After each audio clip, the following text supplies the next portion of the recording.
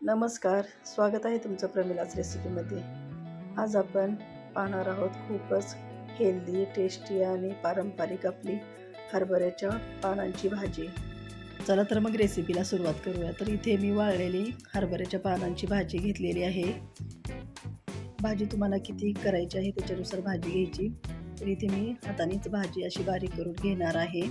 तुम्ही मिक्सरमधून पण काढू शकता, पण भाजी जर छान अशी वाळलेली असेल तर मिक्सरची गरज नाही, हाताने ती छान अशी बारीक होते. तर इथे सर्व भाजी अशी मी बारीक करून घेतलेली आहे. आता भाजीला लागणारे साहित्य बघू. जाडसर असे वाटलेले शेंगदाण्याचे कूट घेतलेले आहे, हिरवी मिरची, लसूण याचा ठेचा बनवलेला घेतलेला आहे आणि अर्धे वाटीला पण थोडीशी कमी मुगाची डाळ भिजवून घेतलेली आहे. डाळ ही 15 मिनिटं भिजवून. हरभऱ्याच्या भाजीमध्ये जाडसर वाटलेले शेंगदाण्याचे कूट टाकून घ्यायचे आहे आणि याच्यामध्ये 2 चमचे ज्वारीचे पीठ टाकून घ्यायचे. ज्वारीचे पीठ नसेल तर बाजरीचे पीठ किंवा बेसन पीठ पण तुम्ही टाकू शकता. आणि आता हे आपल्याला व्यवस्थित असे मिक्स करून घ्यायचे आहे. आता हे छान मिक्स झालेले आहे, बाजूला ठेवून देऊ आणि फोडणीची तयारी करू. आता गॅसवरती कढई ठेवलेली आहे, त्याच्यामध्ये आवश्यकतेप्रमाणे तेल ओतून घ्यायचे आहे. इथे मी छोट्या 2 पळ्या तेल घेतलेलं आहे. तेल छान असे गरम झाले की त्याच्यामध्ये थोडीशी मोहरी टाकून घ्यायची. मोहरी तडतडली की त्याच्यामध्ये बारीक चिरून घेतलेला लसूण टाकून घ्यायचा आहे. लसूण पण खूप छान लागतो या भाजीमध्ये. लसूण छान थोडासा परतला गेला की त्याच्यामध्ये थोडेसे जिरे टाकून घ्यायचे आणि आता याच्यामध्ये जे आपण मिरचीचा ठेचा बनवून घेतलेला होता तो टाकून घ्यायचा आहे.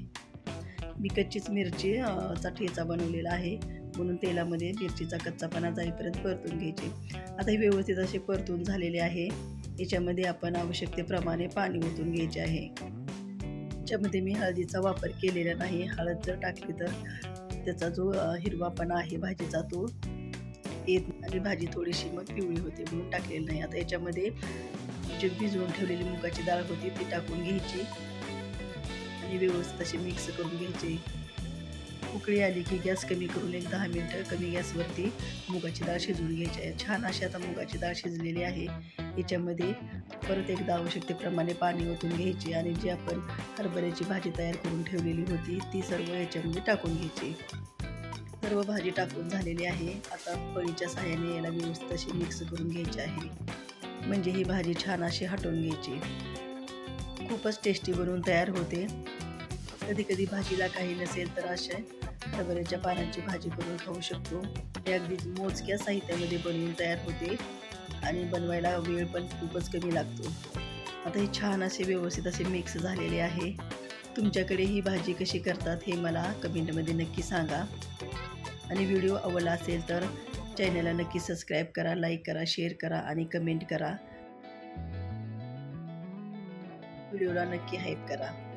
याच्यामध्ये चवीप्रमाणे मीठ टाकून घ्यायचे आहे आणि एकदा व्यवस्थित मिक्स करून घ्यायचे आणि आता भाजीला एक 10 मिनिटं आपण शिजू देणार आहोत. गॅस कमी करायचा आहे आणि भाजी शिजवून घ्यायची. अशा सोपी आणि टेस्टी रेसिपीसाठी चॅनलला नक्की सबस्क्राईब करा आणि बेल आयकॉनचे बटन पण क्लिक करा, जेणेकरून माझा व्हिडिओ सर्वप्रथम तुमच्यापर्यंत पोहोचेल. तर भाजी छान अशी शिजून झालेली आहे. तुम्हाला एका प्लेटमध्ये काढून दाखवते, बघू शकता किती छान अशी भाजी आपली बनलेली आहे.